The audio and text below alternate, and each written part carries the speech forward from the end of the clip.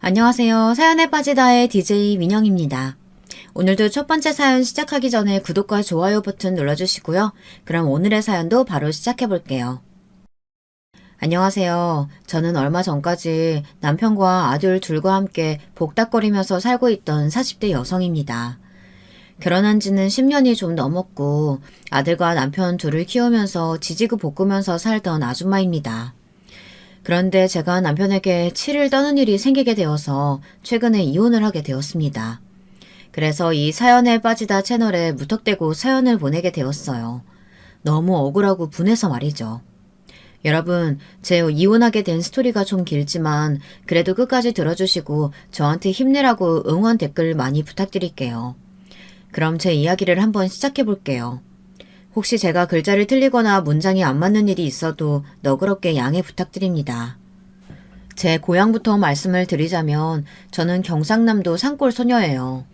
그래서 입맛이 참 어른스럽다고 좋은 말로 하면 그렇고 엄청 촌스럽습니다. 제 부모님은 농사 지으시는 분들인데요. 자식들 먹이겠다고 70대 중반이 넘은 연세에도 아직도 경상남도 산골에서 농사를 짓고 계십니다. 콩도 심으시고 감자, 고구마, 고추 등 그때그때 다른데요. 많이 지으시는 건 아니고 지금은 우리 식구들 자식들 먹일 것만 짓는다고 하십니다. 예전에 저 어릴 때는 부모님이 소도 키우시고 벼농사, 밭농사 골고루 하셨어요. 이거 하다가 태풍 오면 망하고 과수원하시다가 또 자연재해 입으시고 망하고 하셨어도 우리 부모님은 땅이 좋다면서 그 시골에서 아직도 사시고 계시네요. 저는 어릴 적에는 시골에 사는 것에 불만이 많았습니다. 그리고 부모님이 농사 지으는 것에 대해 불만이 많았죠. 참, 제 가족 관계를 다 말씀드리지 않았네요. 저는 위로는 언니, 오빠 하나씩 있고 밑에 남동생이 있는 이남 이녀의 집안입니다. 아버지 어머니가 자식을 많이 낳으셨으니까 우리 집은 항상 바람잘 날이 없었죠. 저는 아들 둘만 키워도 힘들고 죽을 것 같았던 날들이 많았는데 우리 부모님은 어떻게 자식을 넷이나 키우셨는지 이제야 정말 존경스럽더라고요. 제가 엄마가 되고 나서야 우리 친정엄마를 이해하게 되었다고나 할까요. 아무튼 저는 어릴 적엔 부모님이 항상 밀짚 모자에 흙 묻은 옷을 입고 나가서 하루 종일 육체 노동을 하시는 것이 마음에 들지 않았습니다. 그래서 맨날 엄마에게 이렇게 불평을 하곤 했어요. 엄마야, 우리도 도시 나가 살자. 이 산골짜기에서 이게 뭐고? 응? 나 도시 나가서 살고 싶다. 야가, 니 무슨 소리야, 너. 여기는 대대로 우리 할아버지, 증조 할아버지 그 윗때부터 살던 고향이다. 근데 여길 버리고 어딜 가서 사나? 그리고 엄마 아빠는 농사 짓는 거밖에 모른다. 다른 기술 같은 거 안 배웠다, 아이가. 그니까 너 여기 벗어나고 싶으면 공부나 열심히 하거라. 알았나? 어렸던 저는 엄마의 말을 믿고 시골 학교에서였지만 정말 공부를 열심히 했습니다. 그러다 보니 학생 수도 얼마 안 되는 시골 학교 분교이지만 저는 항상 1등만 도맡아 했어요. 저희 학교는 정말 텔레비전에 나오는 시골 학교였습니다. 초등학교 때 한 반에 애들이 20명도 안 되었고 학년마다 반이 두세 개밖에 없었어요. 게다가 6학년은 딱 한 반밖에 없는 정말 초미니 분교였어요. 지금은 아마 아이들도 없어 폐교가 됐을 걸로 알고 있습니다. 그 초등학교에서 저는 항상 공부로는 1등을 했어요. 그러다 보니 학교 선생님께서 저의 친정엄마에게 이 애는 중학교를 큰 도시로 나가서 다니게 해야 한다고 하시면서 진지하게 건의를 하셨던 것이었습니다. 친정엄마는 진짜로 담임 선생님의 말에 귀가 솔깃하셨습니다. 정말 제가 머리가 좋은 애 맞냐고 공부시켜도 될 놈이냐고 여러 번 다집맞듯이 물어보셨어요. 그러더니 저를 대구에 살던 이모네 집으로 보내 중학교를 다니게 하자고 친정아버지랑 의논을 하셨습니다. 친정아빠는 어머니의 말을 듣고 저를 걱정스러운 눈으로 쳐다보셨어요. 계집애가 도시 나가서 살면 반란 까지기만 하는 거 아니냐고 하시면서 제 대구 이모네 집행을 반대하셨습니다. 그때 저는 초등학교 졸업하고 집에서 봄방학을 맞아서 지내고 있었는데요. 다른 애들처럼 밖에서 천방지축 노는 것이 아니고 무려 중학교 1학년 문제집을 사서 혼자 예습을 하고 있었습니다. 그만큼 저는 도시 나가서 사는 것에 진심이었거든요. 그 모습을 본 아버지는 할 수 없이 제가 대구 이모네 집에 가는 것을 허락하셨습니다. 그러면서도 아버지는 저의 도시 유학에 한 가지 단서를 달았습니다. 네, 네 엄마가 하도 네 공부 잘한다 했어서 이모네 집에 보내기는 하는데 네 거기서 고등학교 때까지 남자 사귀면 안 된다. 혹시나 그런 일 있으면 당장 학교금 오고 집으로 데려올 거니까 알아서 해라. 알았나? 알았다. 아빠네 믿어도 나 진짜 공부만 할 거다. 이렇게 저는 제 몸뚱이만한 가방을 가지고 그 경상남도 산골짜기를 떠나 대구에 있는 이모네 집으로 더부살이를 하러 떠났습니다. 이모는 저한테 참 잘해주셨어요. 저희 엄마의 언니였던 이모네는 사촌오빠 한 명 그리고 큰언니가 하나 있었습니다. 큰언니는 그때 이미 고등학교 졸업 후에 사회인으로서 경기도에 위치한 반도체 공장에 다니고 있었고 저하고는 나이 차이가 많이 났었어요. 그리고 사촌오빠는 고등학생이었고요. 이모는 본인의 애들이 이미 다 커서 돌볼 필요가 없으니까 제 엄마가 하신 부탁을 흔쾌히 들어주신 거였습니다. 그리고 이모네는 대구 시내집에서 안경집을 하셨는데요. 이모부가 돈을 잘 버셨거든요. 그 시대의 안경집은 정말 부자라는 반증이었거든요. 애들이 눈이 정말 많이 나빠지니까 안경이나 렌즈를 사러 많이들 안경점에 오고 그랬는데요. 그래서 이모는 제 입이 하나 더 늘었다고 해서 부담되는 것이 없으셨습니다.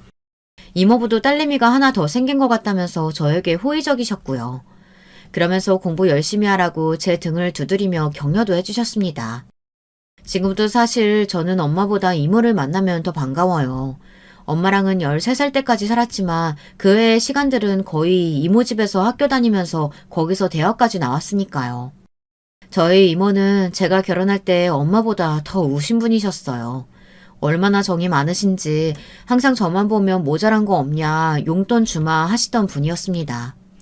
저는 처음 대구에 가보고 정말 눈이 휘둥그레졌습니다.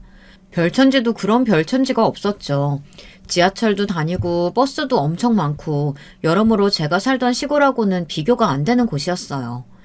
저는 너무 신이 나서 학교도 열심히 다니고 주말에는 중학교, 고등학교 친구들이랑 롯데리아도 다니고 시내에서 책도 보고 놀았습니다. 저는 여중 여고를 나왔는데요. 여자친구들이랑 몰려다니면서 같이 놀기도 하고 독서실 가서 공부하는 게 너무 좋았어요. 왜 안 그랬겠어요. 답답하게 시골 살다가 도시에 나와서 이것저것 많이 경험하고요. 친구들도 텃세 안 하고 제가 재미있다면서 잘 어울려줬습니다. 이런 걸 보면 저는 살면서 정말 운이 좋았던 것 같아요. 제가 원했던 건 거의 이루고 살아왔으니까요. 도시에서 살고 싶다고 하니 길이 열렸고 공부하고 싶어 했더니 이모네에 와서 마음껏 공부만 할 수 있었으니까요. 저는 결혼하기 전까지는 아주 행복하고 안정된 생활을 했었습니다. 제가 생각하기에 제 고생문은 결혼 후부터 시작이 되었던 것 같습니다. 저는 대구에 있는 국립대인 경북대를 나왔는데요. 저는 과에서 수석으로 입학하고 졸업을 했어요. 고3 때까지 쭉 저는 반에서 1등, 전국에서는 상위 10% 이내를 유지해 왔습니다. 그래서 고3 때 담임 선생님은 대학교 원서를 쓸 때 저한테 서울에 있는 대학을 가라고 강하게 권하셨는데요. 그냥 제가 경북대에 장학금 받고 가겠다고 했습니다. 지금은 서울에 있는 대학을 갈 거라고 후회를 하지만 그때는 어떻게든 대학에 가는 게 중요했기 때문이에요. 저희 집안은 그렇게 큰 부자가 아니었기 때문에 제 언니랑 남동생은 공부머리가 없다면서 엄마가 대학을 보내지 않았거든요. 그래도 큰오빠는 장남이니까 무조건 대학을 가라고 했지만 저는 공부를 잘하니까 대학을 가야 하는데 서울에 있는 사립대 등록금은 너무 비싸서 부모님이 못 대준다고 하신 것이었어요. 그래서 저는 제 점수로 딱 넘치는 경북대 수석 입학을 선택했습니다. 1년의 등록금과 입학금이 면제라는 건 저로선 큰 이득이었거든요. 대학생활도 저는 정말 학교 수업, 도서관, 이모집 순서로 매일 쳇바퀴 돌듯이 왔다 갔다 하기만 했어요. 그래서 저는 CC가 뭔지도 모르고 대학생활의 낭만이라는 건 전혀 모르고 살았습니다. 과 친구들이 미팅이나 소개팅을 간다고 하면 저에게 같이 나갈 거냐고 권했지만 저는 이런지하에 거절했습니다. 아, CC는 캠퍼스 커플의 약자랍니다. 왜냐하면 저는 대학을 졸업할 때까지 남자와 연애를 하면 안 된다는 아버지의 단 한 가지 단서에 꼼짝 못하고 잡혀 있었거든요. 처음에는 고등학교 때까지라 하셨지만 제가 계속 공부 열심히 하고 과 수석도 놓치지 않으니까 아버지는 제가 서울의 좋은 회사에 입사를 했으면 하는 기대를 갖고 계셨던 거였습니다. 저희 부모님은 두 분 다 상고 농고를 나오셨어요. 그래서 농사밖에 모르시는 분들입니다. 그 외에 지식이나 정보는 그냥 TV로 보고 배우시고 좋아하는 프로그램이 아침마당, 장수만세 그런 것들이었거든요. 아버지는 소시적에 더 배우지 못한 것이 한이 되셨다고 하더라고요. 그래서 자식들이라도 많이 공부하는 게 소원이셨다고 합니다. 자식들만은 농사 짓지 않고 고생 안 하고 편하게 하이칼라로 사는 게 좋다고 항상 입버릇처럼 얘기하셨어요. 제가 아버지의 만족을 채워드리니 아버지는 점점 더 욕심이 많아지셨습니다. 제가 대학을 수석으로 졸업하자 아버지는 대기업을 들어가라고 취업 준비하는 저에게 좀 압박을 하셨어요. 그때도 저는 이모네 집에서 학교 도서관 다니면서 취업 스펙 쌓는 것에 여념이 없었는데요. 제 아버지는 저한테 삼성이나 LG 같은 그런 데 들어가면 안 되냐고 취직은 서울 올라가서 하라고 난리셨습니다. 솔직히 저도 욕심은 있었어요. 이만큼 대학교에서 올 A 플러스 받고 학점이 좋으면 지방대라고 해도 대기업에 들어갈 수 있지 않나 그런 꿈을 꾸기도 했습니다. 그런데 막상 올라와서 보니 서울에는 정말 날고 기는 인재들이 많이 있더라고요. 당연하겠죠. 걔네들은 저와는 처음부터 출발선이 달랐던걸요.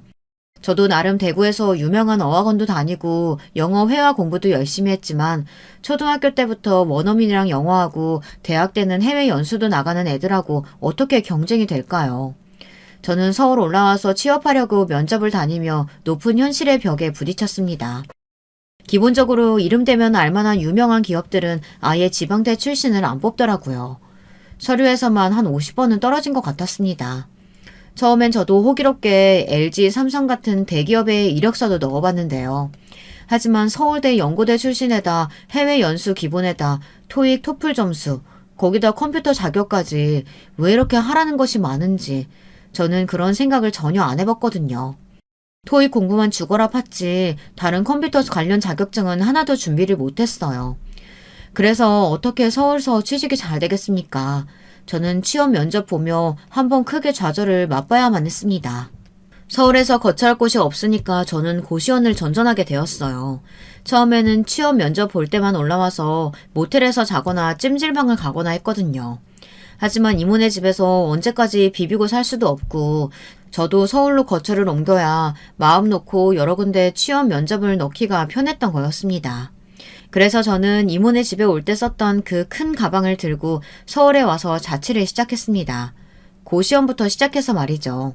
고시원 생활을 하는 건 좀 답답하긴 했지만 저는 고3 때 공부한다고 독서실 한 달 끊어가지고 거기서 먹고 자고 한 적도 있었던지라 어렵지는 않았습니다.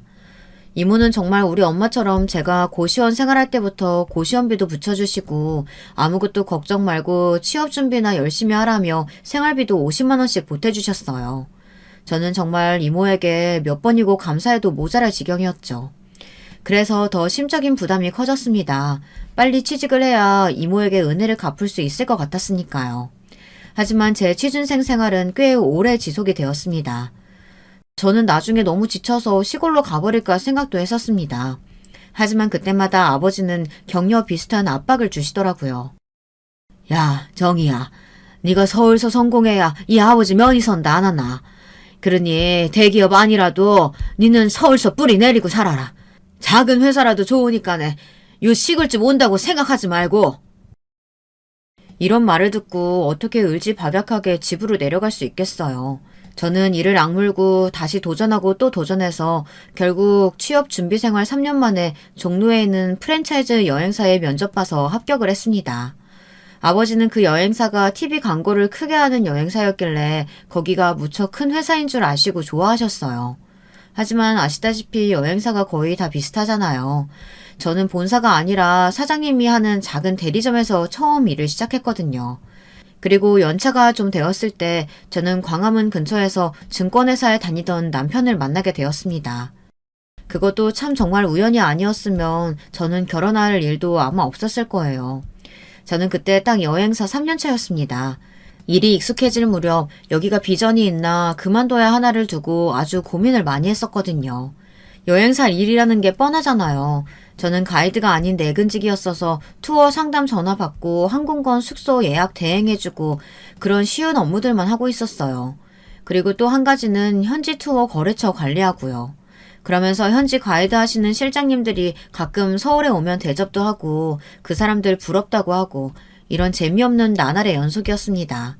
저도 현지 가이드처럼 여기저기 여행 다니면서 여행객들 가이드나 해주면 얼마나 좋을까 생각했었는데요. 저는 아깝게도 영어 회화가 그 정도로 유창하지는 않았거든요. 게다가 저는 외국인 울렁증이 좀 있었어요.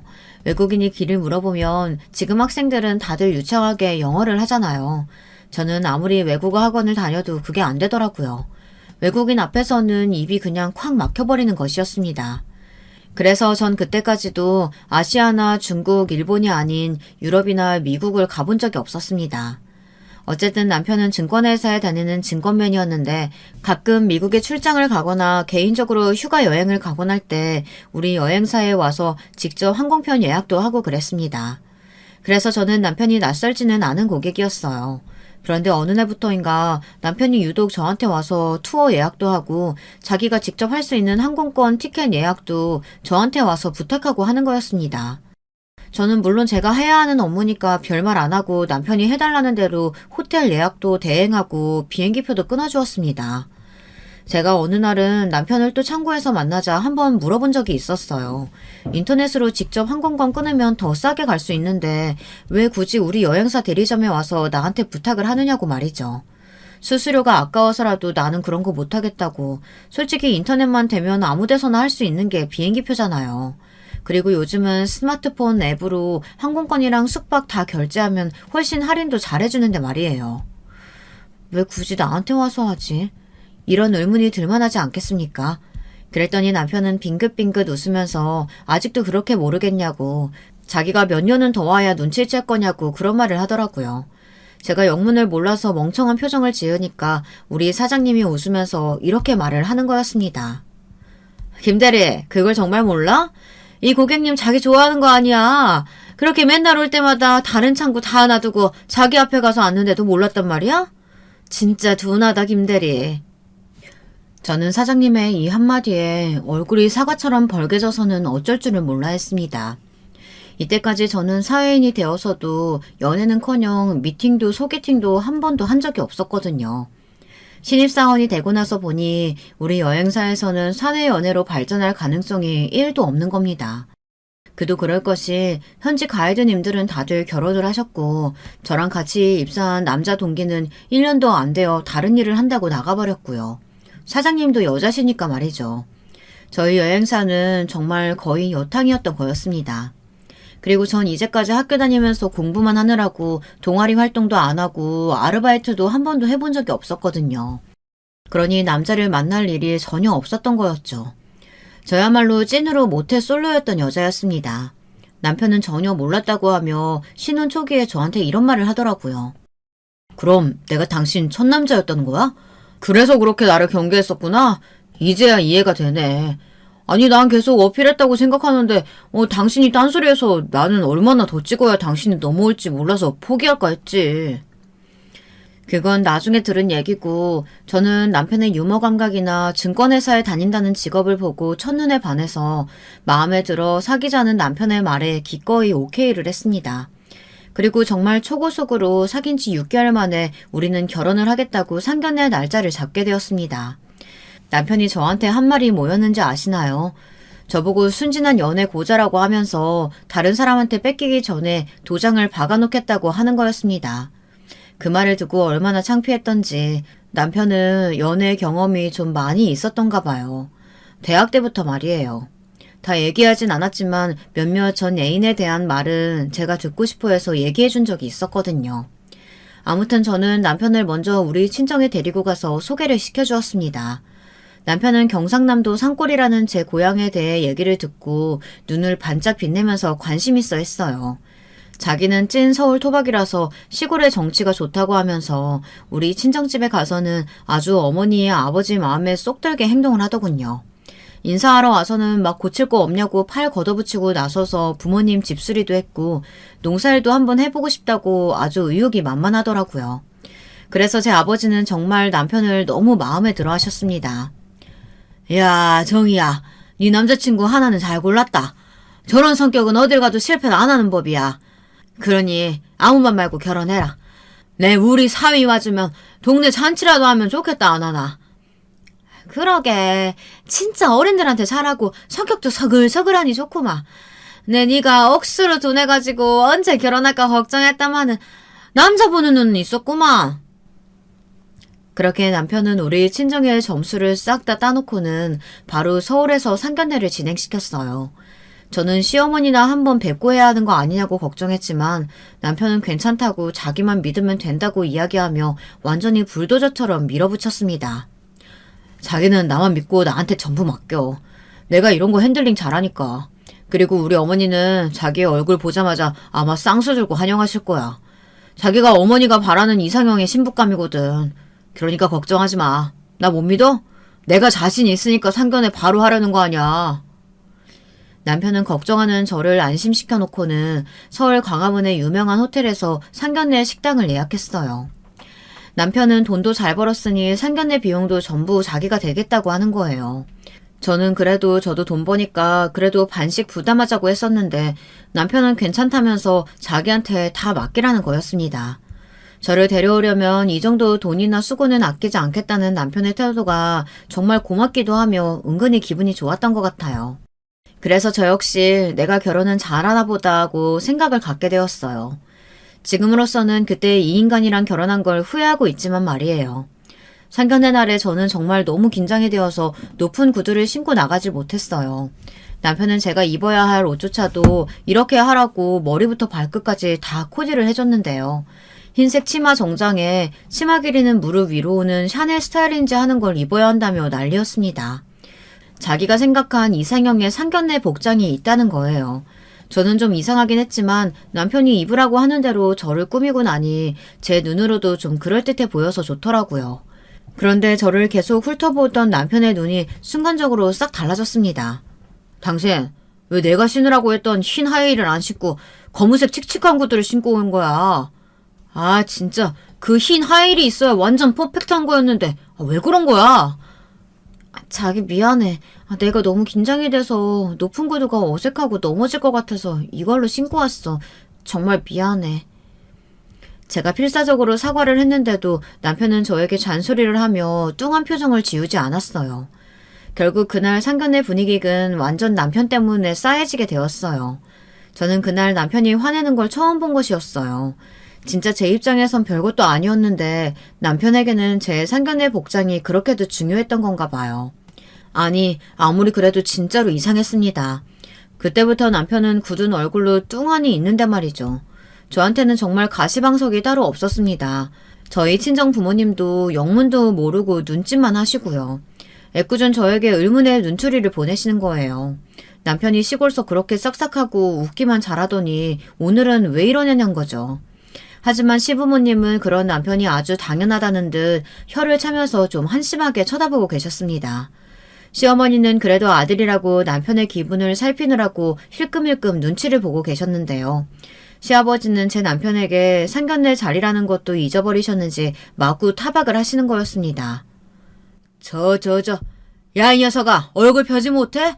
네가 다 세팅한다고 해서 나와봤더니 네 놈이 그렇게 죽상을 하고 있으면 어떡해? 아이고, 이거 사돈딸 분들한테 신뢰가 많습니다. 제 아들놈이 좀 완벽주의 비슷한 게 있어가지고 지금 새아기한테 좀 삐져 있는 겁니다. 그냥 신경 쓰지 마시고 자자, 한 잔들 받으시죠. 예, 새아가, 우리 상훈이가 원래 자기 마음대로 안 되면 이렇게 좀 삐져 있는 스타일이니까 네가 이해 좀 해주렴. 그리고 다음부터는 웬만하면 상훈이 말 거스르지 마. 아니면 아주 피곤하다.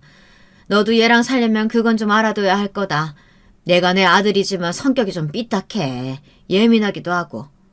아이고, 사돈댁들 앞에서 내가 실언을 했나?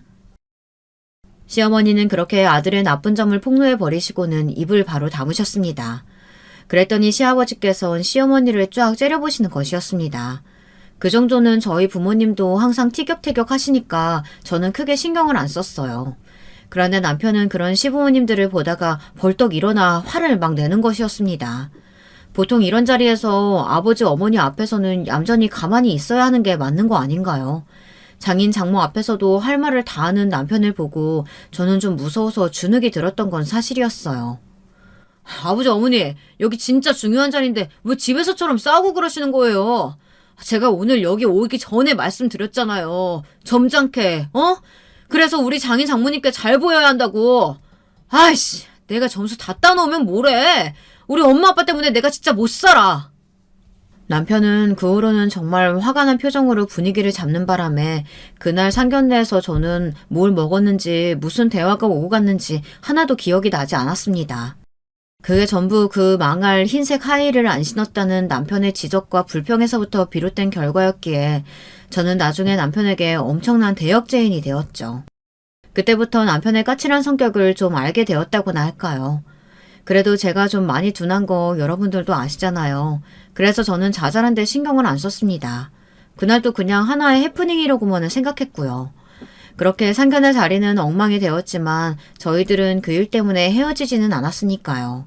제 부모님들도 남편이 조금 예민한 정도는 그냥 맞춰주면서 살라고 하시며 그래도 그런 사윗감 없다고 계속 칭찬만 하는 것이었어요. 일단 증권회사 다니면 엄청난 엘리트인 줄 아셨고요.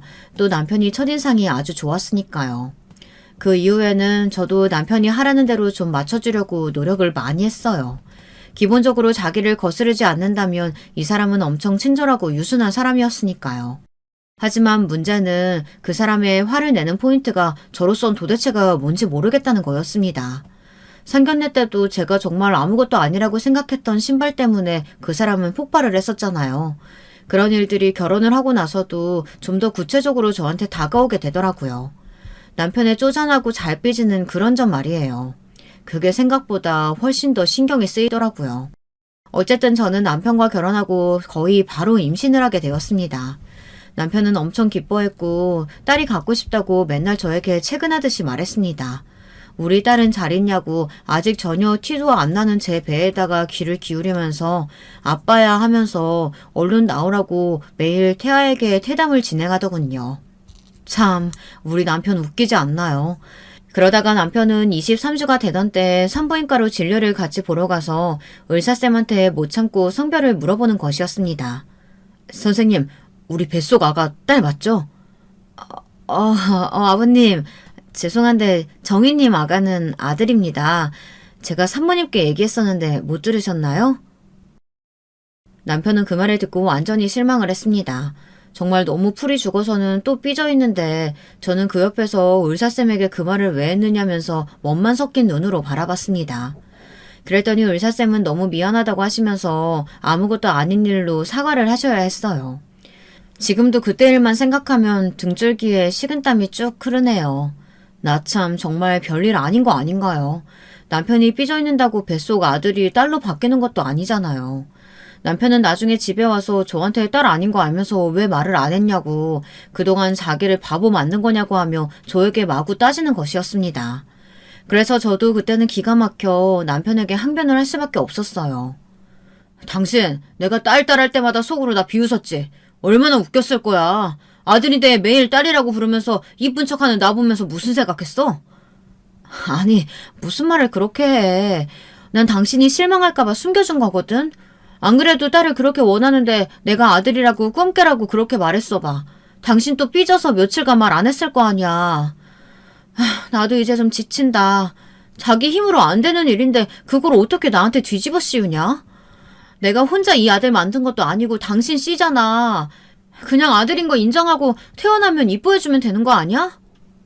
제가 이렇게 말했더니 남편은 또 궁시렁대면서 일찍 좀 알았으면 분홍색 카시트랑 유모차도 안 샀을 거 아니냐고 저에게 오히려 불평을 했습니다. 저는 하도 기가 막혀서 대꾸도 못했죠. 이제 23주밖에 안 된 뱃속 아기를 위해서 벌써 그런 고가의 물건들을 턱하니 사놨다는 게 도대체가 저는 이해가 안 되더라고요. 결국 남편은 그 물건들을 전부 반품했고 저는 만삭에 가까워서야 제가 사고 싶은 브랜드의 카시트와 유모차를 샀습니다. 결국 남편은 우리 애가 태어날 때까지 더 이상 퇴담도 안 하고 완전히 흥미를 잃어버린 것이었습니다. 자기가 딸만 원한다고 해서 아들이 태어났다고 애를 소 닭 보듯이 하는 그런 아빠가 어디 있어요. 여러분들은 우리 남편을 이해할 수 있으신가요? 저는 정말 이해가 안 됐습니다. 요즘 시대에 성별이 무슨 상관인가요? 딸이건 아들이건 다 자기 새끼인데 어떻게 그렇게 태도가 달라질 수 있는지. 저는 애 낳고 힘없이 병실에 누워있는데 남편이 아기를 안아주지도 않는 걸 보고 너무 서운하고 화가 나더라고요. 제가 평소에 좀 둔하긴 하지만 우리 애가 걸리니까 예민해지는 건 어쩔 수가 없더라고요. 그래서 산부인과 병실에서 남편이랑 대판 싸웠습니다. 아무튼 몇 년이 지나고 저는 또 아들을 낳았습니다. 그렇게 아들이 둘이 되자 남편 역시 딸을 마음속에서 지우더라고요. 저는 더 이상 아이를 안 낳는다고 했어요. 아니, 안 낳는 것도 아니고 못 낳았습니다. 처음에는 그래도 순산을 한 편이었지만 둘째 낳을 때는 애가 하도 안 나와서 할 수 없이 제왕절개를 해야 했어요. 그러고 나서 보니 자궁에 큰 암이 있어서 저는 더 이상 임신이 힘들 거라는 판정을 받아야 했습니다. 그 후 얼마 지나지 않아 암 때문에 자궁도 적출을 해야 했습니다. 그때는 정말 하늘이 무너지는 줄 알았는데요. 저보다 남편이 더 울고 아까워하면서 난리였지 뭐예요. 제가 아파서 그걸 걱정한 줄 아시죠? 그게 아니었어요. 이젠 딸 전혀 못 낳는 거 아니냐고 하면서 끝까지 자기 생각만 하는 거 있죠. 그래서 저는 자궁암 수술 후에 남편과 정말 소원해졌습니다. 이 인간에게 아예 기대하는 게 없어진 것이죠.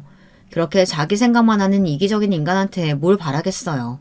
제가 뭔가 기대를 했다가 어긋나면 저만 손해죠. 그래서 아마 제가 스트레스 때문에 자궁암에 걸렸던 것 같습니다. 남편의 저 미친 딸 집착증을 끊어내기 위해서 말이죠. 설마 진짜 그렇지 않겠지만 저는 그렇다고 믿고 살았습니다. 아들 낳으면 뭐 죄인인가요?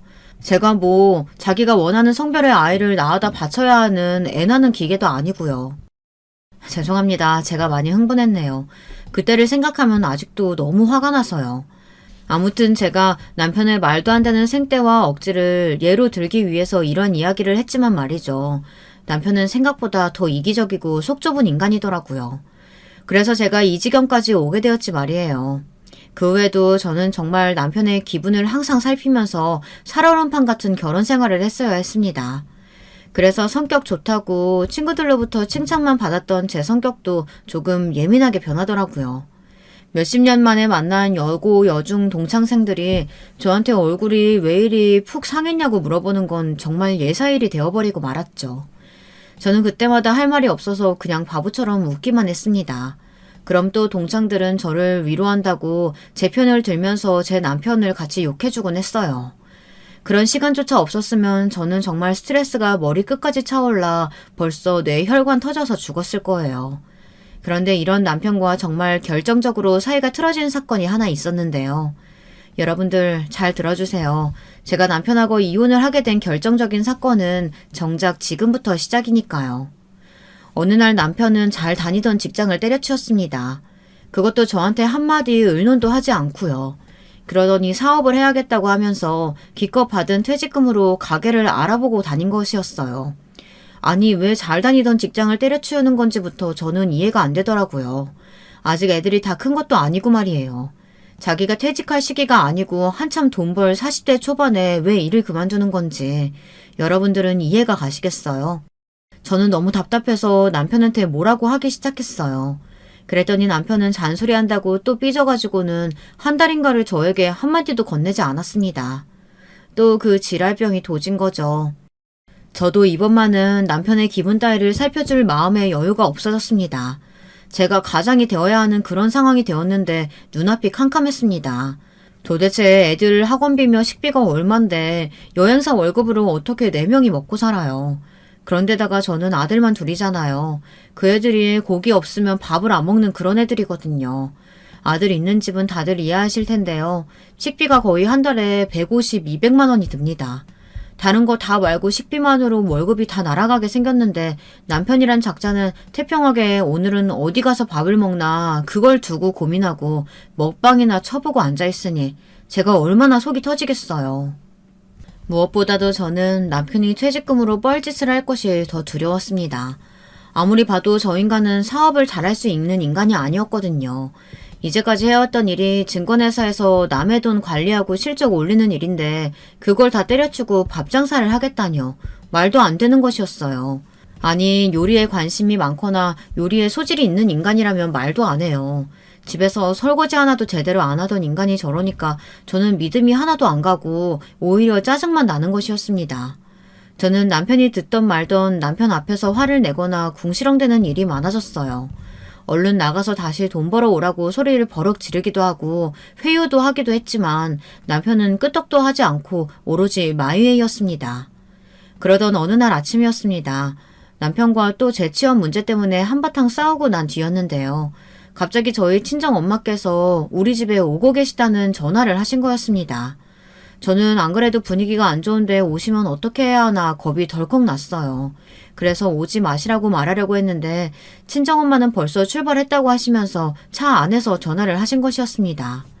우리 친정엄마가 아직 운전을 잘하고 계시거든요. 어머니는 20살이 넘어서 딴 운전면허를 아직까지 잘 유지하고 계시는 베테랑 운전기사였습니다. 물론 내비게이션을 다루는 것은 좀 서투시긴 하지만 요즘은 내비가 가르쳐준 대로 따라가기만 하면 된다고 그게 편하다고 좋다고 하시는 거였어요. 야야, 내 출발했으니까 한 5시간 걸리면 서울 갈 것 같다. 그러니까 홍서방 집에 있으라 캐라. 전화라도 미리 하지. 갑자기 오기는 왜 온단 말이고. 안 그래도 오늘 분위기 안 좋구만. 다음에 오시면 안 되나? 이미 출발한 건 뭐 어쩌나. 근데 니들 또 싸웠나? 왜 싸워대고 그러노? 암튼 내 오늘 홍서방 좋아하는 청국장 만들어가지고 가니까 기다리라 캐라. 저는 잔뜩 삐져있는 남편한테 가서 친정엄마의 전원을 전했습니다. 그래도 남편은 싸운 다음 날이라서 그랬는지 한마디도 안 하고 제 얼굴도 한번 쳐다보지 않더군요. 저는 남편님이 그랬던 것도 한두 번도 아니고 뭐 너는 삐져라 나는 할 일을 한다 그렇게 말하고 출근을 했는데요. 친정엄마가 오실 시간이 가까워지자 저는 정말 그날따라 불길한 예감에 안절부절 못하게 되었습니다. 그래서 사장님께 오늘은 좀 반차를 쓰면 안 되겠냐고 해서 허락을 받아 집에 일찍 퇴근을 하게 되었습니다. 집에 왔는데 남편은 아직도 한마디도 안 하고 뚱하니 식탁에 앉아있고 친정엄마는 싸운 청국장을 끓이고 계셨어요. 그러면서 어떻게든 사위 마음 풀어준다고 개고생을 하고 계셨습니다. 그런데 저 싸가지 없는 놈은 그런 친정엄마를 쳐다도 안 보고 그저 자기 삐진 티나 팍팍 내며 열심히 핸드폰만 하고 있었던 거예요. 저는 진짜 열이 뻗쳐가지고 남편을 데리고 안방으로 들어갔습니다. 그러면서 문을 빨리 걸어 잠근 후 남편에게 조근조근 쏘아붙였죠. 아직도 삐진 거야 이해는 하겠지만 어른들 앞에서 지 기분만 생각하지 말라고요. 그거 진짜 무례한 행동이라고 말이죠. 그랬더니 남편은 정말 화를 내며 저한테 소리를 꽥 지르는 겁니다. 내가 당신 때문에도 화났지만 나 지금 장모님한테 삐진 거니까 나 좀 건들지 말라고. 아니 장모님은 내가 가게 얻는다고 돈 1억만 좀 빌려달라고 하니까 없다고 딱 잘라 거절하실 건 뭐야. 그러면서 나한테 정신 좀 차리라고 잔소리 하시는데 그게 당신이 하는 말이랑 토씨 하나도 안 틀려. 그러니까 이렇게 속 좁은 집안이랑은 아예 연을 맺는 게 아닌데 내 당신이랑 사는 거 이제 지긋지긋해. 그러니까 이혼하자. 내 맘대로 살아보게 나도. 뭐? 지금 그게 우리 엄마 오셨는데 뱉을 말이야? 당신 진짜 미쳤니? 어떻게 내내에서 나오는 대로 말을 막 할 수가 있어? 아무리 우리가 싸웠다고 해도 어른들 앞에서 티를 낸 건 당신 잘못이잖아. 그리고 이혼? 그게 무슨 소리야. 우리 애들 생각도 안 하고 어쩌면 그렇게 쉽게 이혼 소리가 나와? 제발 정신 좀 차려라. 이 철딱선이 없는 인간아. 아니 누가 누구한테 속 좁다고 흉을 보는지 저는 도저히 알 수가 없었어요. 장모님한테 사업하게 돈 빌리겠다는 게 제정신을 가진 사위가 할 짓인가요? 우리 엄마도 돈이 없는데 그리고 있어도 뻔히 망해먹을 게 눈에 보이는 사위를 뭘 믿고 빌려주시겠어요. 우리 엄마도 남편이 증권회사 때려친다니까 얼마나 상심하고 안타까워 하셨는데요. 그리고 홍서방 너무 구박하지 말라고 하며 엄마는 언제나 사위 편을 드셨습니다. 저는 솔직히 말하면 그런 친정엄마에게 좀 실망했고 서운한 감정이 들었어요. 저도 인간인데 안 그렇겠어요. 아무리 봐도 남편님이 잘못한 사안을 갖고 저보고 참으라고 하니. 친정엄마는 저희들 소리가 부엌까지 들리자 걱정을 하시면서 방문을 두드렸습니다. 하지만 저는 나와서 친정엄마를 안심시켜드렸지만 남편은 삐진 채로 안방에서 그대로 침대에 누워 백수 양아치 새끼처럼 핸드폰만 했습니다.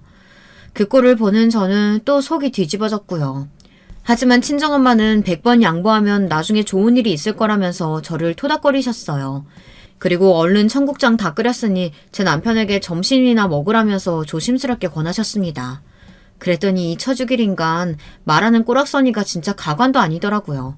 글쎄 이런 소리를 하지 뭐예요. 저 오늘 청국장 안 먹어요.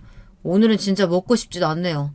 장모님처럼 냄새 너무 역해서 말이에요. 아씨, 내 이거 다 쓰레기 봉투에 갖다 버려야지. 짜증나게 계속 여기 서 계시지 말고요. 장모님도 얼른 그 냄새나는 시골로 내려가세요. 저 이제 장모님도 보기 싫으니까. 남편은 이렇게 우리 엄마한테 막말을 하며 엄마가 기껏 맛있게 끓인 청국장을 싱크대에 전부 쏟아버렸습니다. 남편의 돌발 행동을 눈앞에서 본 우리 친정엄마는 충격을 받으셨고요. 입을 딱 벌린 채 아무 말도 못하셨어요. 저는 너무너무 화가 나서 남편의 등을 팍 떠밀었습니다. 그리고 남편에게 삿대질을 하며 큰 소리를 쳤어요. 당신 미쳤니? 진짜 눈에 뵈는 게 하나도 없지? 어떻게 이런 무례한 짓거리를 할 수가 있어? 우리 엄마한테 당장 사과해. 사과하라고! 안 그럼 진짜 이혼이야, 이 미친놈아! 세상에서 제일 슬픈 일이 일어나고 말았어요. 제가 남편이라고 믿고 따랐던 인간이 장모 앞에서 인간성의 바닥을 보이는 일 말이죠.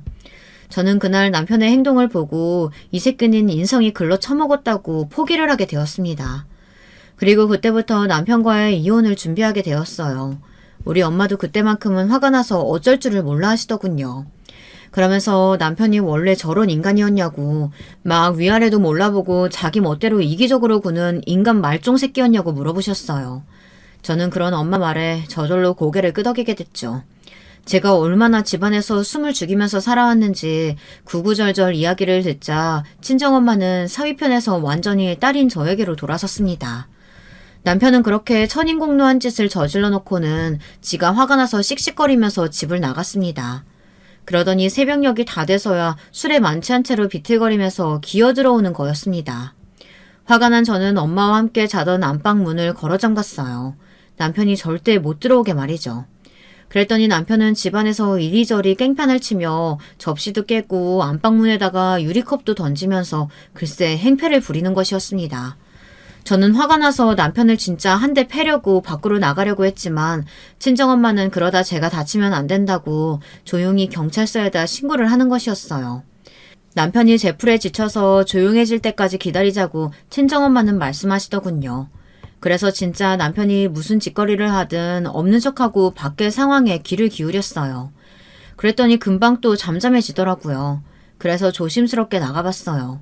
그랬더니 남편이 소파에 누워서 크게 코를 골고 있더라고요. 친정엄마는 이제 됐으니까 자세한 얘긴 내일 하자고 저를 데리고 다시 안방에 들어가서 같이 잠을 잤습니다. 그 전에 출동한 경찰들에게는 남편 자는 모습이랑 엉망진창이 된 집안을 증거로 찍으라고 하시고는 내일 직접 경찰서로 가서 얘기하겠다고 했어요. 경찰들은 가족 내 문제를 너무 키우지 마시고 해결 좀 잘하시라고 하고는 다시 돌아갔습니다. 아니, 잘 해결이 될 것 같으면 애초에 신고도 안 했을 거 아니겠습니까?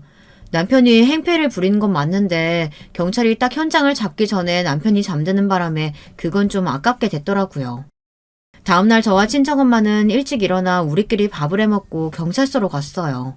그때까지도 남편은 미친 듯이 코를 골면서 자고 있었고요.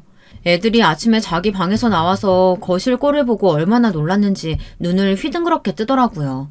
저는 그런 애들에게 이제 짐 싸서 시골 할머니 집에 갈 거라고 말해놓고는 밥 먹여 학교를 보냈습니다. 남편은 경찰이 집에 들이닥친 다음에야 겨우 일어났습니다. 일어나서 아무것도 못하고 멍하니 있던 남편은 집안에서 경찰들이 돌아다니자 무슨 일이냐고 저에게 화를 버럭 냈어요. 그래서 저는 대꾸도 안 하고 팩하니 들어가 버렸죠. 선생님, 어제 선생님이 이 집에서 깽판 치셨다고 장모님께서 신고를 하셨어요. 그래서 위협이나 기물파손 이런 걸로 체포할 수 없냐고 했는데 진짜 그러셨어요? 무슨 소리예요? 전 하나도 기억 안 나는데 제가 우리 집에서 그럴 사람으로 보여요? 남편은 뻔뻔하게도 거짓말을 하는 것이었어요. 그때 우리 엄마가 나서서 경찰들에게 다 사실이니 남편 좀 잡아가 달라고 했습니다. 그리고 제가 애들 어릴 때 다치지 말라고 달아둔 CCTV 영상을 보여주었습니다. 남편은 그 장면을 보고 경악하더군요. 자기가 전혀 기억에 없다고 말이죠. 경찰들은 남편에게 좋게 화해하라고 하면서 훈방 조치를 하더라고요. 친정엄마는 어떻게 경찰이 무고한 시민이 다칠 뻔했는데 저럴 수 있냐면서 기가 막혀 하셨습니다. 남편은 경찰이 가자 제 친정엄마에게 적반하장식으로 소리를 지르는 거예요. 정말 끝까지 바닥까지 보여주더라고요. 장모님, 아무리 그래도 사위를 경찰에 고발하는 장모님이 어딨어요. 술 취해서 실수 좀 했던 거 가지고 어떻게 그러실 수 있어요. 저 이거 우리 부모님한테 다 말할 거예요. 그거라면 걱정하지 말게. 안 그래도 사돈댁들한테 자네 미친 짓 한 영상 다 보여드렸으니까. 그리고 우리 딸하고 이혼하게. 여기 이혼 서류. 친정엄마는 저와 같이 미리 준비한 이혼장을 뻔뻔스러운 남편의 면상에 던져버렸습니다. 남편은 지가 잘못한 건 생각도 안 하고 막 우리 엄마를 욕하더군요.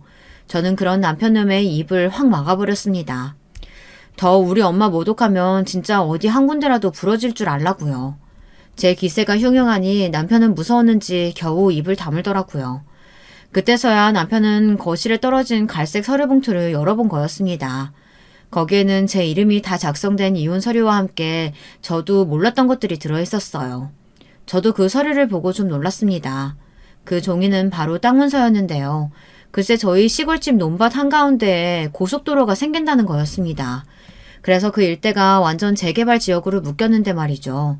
우리 부모님이 사셨을 때 진짜 껌값이었던 땅이 글쎄 50억이 되어 있었던 거였어요. 우리 친정 부모님은 땅을 팔 생각이 전혀 없으시니까 당연히 저한테 그런 말을 안 하셨죠. 하지만 나라에서 재개발 보상이다 해가지고 그쪽 땅들은 전부 보상으로 넘어가서 우리 엄마는 50억 부자가 되어 있었던 거예요. 아니, 장모님 돈 있으셨던 거잖아요. 그런데 어떻게 저한테 그걸 속이실 수가 있어요? 진짜 서운해요. 제가 장모님한테 얼마나 잘했는데 돈 50억이나 있으면서 1억도 못 빌려주시는 거예요? 왜 그러셨어요? 이 집안 식구들은 다 나한테 왜 그래? 자네가 정말 정신 차리고 우리 딸 말 들었으면 내 1억쯤은 빌려주려고 했지. 그런데 어제 하는 꼬락서니 보니까 네 놈은 먼저 글러먹었더라고. 나도 생각이 있고 머리가 있는데 그런 니는 뭘 보고 돈을 빌려줘? 망할 게 뻔한데. 그러면서 친정엄마는 저와 우리 애들을 데리고 당장 우리 고향 친정집으로 내려가셨습니다. 우리가 살던 집은 전세로 내놨고요. 이혼 소송이 시작되자 뒤늦게 아들 새끼의 만행을 알게 된 시부모님들은 우리 엄마에게 전화해서 남편을 좀 용서해달라고, 그리고 이혼은 안 될 말이라고 허수하셨지만 이미 친정엄마의 마음은 차갑게 굳어져 버린 것이었습니다. 저도 그건 마찬가지고요. 더 이상 이 인간하고 살만한 가치를 못 느꼈으니까요. 여러분, 여기까지가 제 이혼 사건의 전부입니다. 저는 할 말을 다 하고 나니 정말 속이 뻥 뚫리네요. 긴 글 읽어주셔서 정말 감사합니다. 저는 앞으로 친정에서 조금 쉬면서 생각을 좀 정리해 보려고요. 아직은 애들 방학이니 괜찮지만 다시 서울 올라가서 애들하고 살 집부터 얻어봐야겠죠. 그럼 여러분들 감기 조심하시고 행복하세요. 여러분, 두 번째 사연 시작하기 전에 좋아요, 구독 꼭 눌러주실 거죠? 그럼 두 번째 사연 바로 시작합니다. 안녕하세요. 늘 올라오는 좋은 사연들을 재미있게 보고 있는 나이든 여자입니다. 남편하고 저는 슬하에 30대 중반의 딸을 두었어요. 저희 부부의 세상 하나뿐인 외동딸이죠. 늦다면 늦은 나이에 얻은 자식이었고 그래서 더 애틋해서 애지중지 키웠던 것 같네요. 무조건 사랑으로만 감싸며 교육하는 것이 능사가 아님을 저는 너무 늦게 깨달아 버렸고요. 곰곰이 생각해보면 이것은 혹시 모전여전일지도 모릅니다. 이런 생각을 저는 아무한테도 꺼내지 않고 살아왔지만 사연이니까 솔직하게 이런 부분도 밝혀볼게요. 저는 집안에서 5남매의 넷째로 태어난 자식이었는데요. 변변치 않은 집안 형편에다가 형제들 사이에서 이리 치이고 저리 치이면서 자라다 보니 형제들을 견제하려고 드는 버릇이나 질투하는 성질이 강해졌어요. 일부러 엇나가기도 하면서 그걸로 집안에서 자기 존재감을 확인받고 싶어 했던 애가 바로 저였습니다. 그런 나쁜 습관 때문에 가족들이 참 많이 고생했던 것 같네요. 그러다가 20살에 남자를 만나게 됐습니다. 알게 된 지 고작 한 달 만에 저는 그 남자의 손을 잡고 집을 나가버렸어요. 저는 작은 회사의 사무실에 출근하는 사람이었고 그 남자는 규모가 큰 공장에 다니고 있던 사람이었지요. 일자리 때문에 타지에 나와 있던 상태였고요. 자기하고 사랑의 도피를 하자고 하더군요. 우리 고향에 가서 나랑 살자. 우리 집이 비록 여기보다 시골이지만 돈은 어렵지 않게 있어. 우리 집안이 땅 부자거든. 오빠, 그게 정말이에요? 저 그럼 오빠네 가서 살래요. 이대로 재미없게 부모님이 혼내시는 대로 따르며 살긴 싫어요.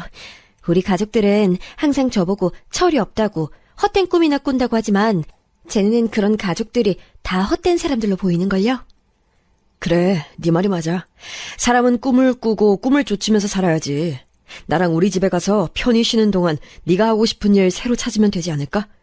사실 난 돈을 필사적으로 안 벌어도 되는데 사회 경험을 쌓고 싶어서 여기 왔던 것뿐이야. 너라는 보석을 찾았으니 이제 이곳에서의 볼 일은 끝난 셈이지. 어쩜 오빠는 말을 그렇게 낭만적으로 해요? 내가 보석이라고요? 전 정말로 오빠를 따라가고 싶은 마음뿐인데 시골집이라고 하니까 그 부분은 조금 걱정이 돼요. 그런 건 염려 놓아도 돼. 본가가 시골일 뿐 나랑 가까운 친척들은 죄다 서울에 사는걸. 언제든지 내가 원하면 서울에 가서 지낼 수 있을 정도니까. 그 외에도 나는 서울에 아는 사람들 많아. 지금 생각하면 드라마에서도 안 다룰 것 같은 상황이었으나 당시에 저는 완전히 그 남자한테 홀려버린 뒤였죠. 이것이 바로 불꽃 튀는 운명이라고 생각했었어요. 저는 가족들한테 떠나는 이유도 밝히지 않고 쪽지만 남긴 채 집을 나가버렸습니다. 월급을 받았던 바로 다음 날짜에 가출을 하였던 것으로 기억을 하고 있어요. 저는 제가 영화 속 여주인공이라도 된 것 마냥 헛된 꿈을 꾸면서 그 남자를 따라갔어요. 그렇게 도착한 그 남자의 본가는 정말로 시골이었는데 제 예상보다 더욱 나이가 느긋한 그 남자의 부모님께서 저를 맞아주셔서 깜짝 놀랐었습니다. 우리 아들이 돈 벌러 나가더만 그새 자기 색시를 물어온 거요? 아가씨가 참 곱고 어여쁘게도 생겼네. 근데 나이는 몇 살이나 되었어요? 그리고 저한테 이어진 그분들의 질문에는 더욱 놀라고 말았었죠. 색시라뇨? 아니 물론 저도 그 남자를 얕은 마음으로 따라 나섰던 건 아니었어요. 인생의 전환점이라 여겼었으니 그게 어떻게 가벼운 마음가짐일 수 있었겠나요? 하지만 대뜸 그 부모님으로부터 첫 만남의 색시, 결혼이라는 단어를 듣게 되자 정신이 아득해졌습니다. 제가 20살이라고 하니까 그 두 분이 몹시 당황한 눈치를 보이셨었죠. 아버지, 어머니, 왜 벌써 밀어붙이고 그러세요? 천천히 다 이뤄질 일들이니까 너무 조급해하지 마세요. 그 남자는 자기 부모를 얼른 달래며 상황을 수습했었는데 나중에 생각해보니까 그건 저에게 진실을 알리고 싶지 않아 했던 그 남자의 못된 마음이었던 것 같아요. 단 일주일 만에 저는 그 남자와 도피를 한 것을 후회하게 됐습니다. 집은 제가 머릿속에서 그렸던 것보다 모양새가 너무 허름한 집이었고요. 그 남자가 집에서 막내, 그것도 늦둥이라는 사실을 알고부터는 왠지 기분도 묘해졌었죠. 사남매의 막내였어요, 그 남자는. 그 남자의 누나 2명, 형 1명은 이미 시집 장가들을 다 간 상태였는데요.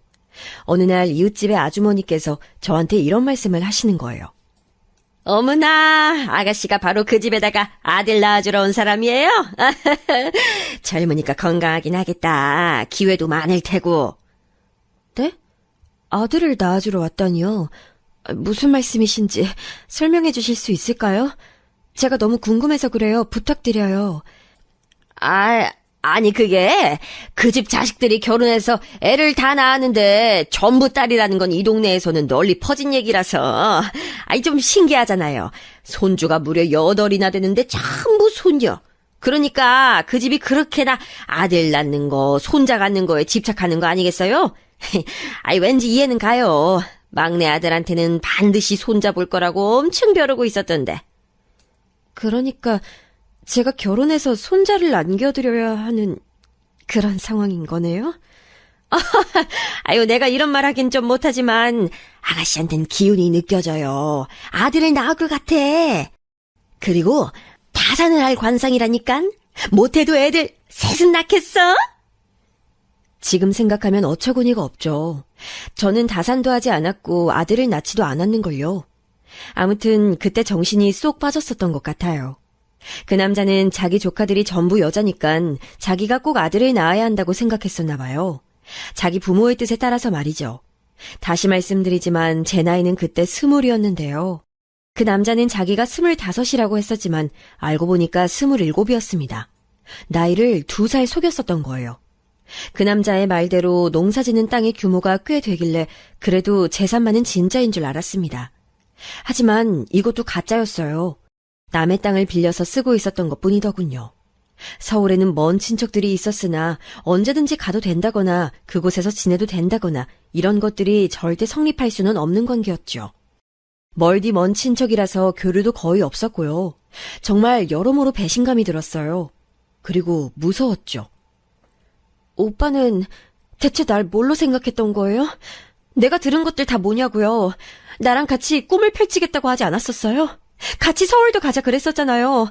그런데 당장 결혼, 아들 출산, 뭐라고 설명 좀 해봐요. 날 좀 이해시켜보란 말이야. 미안해.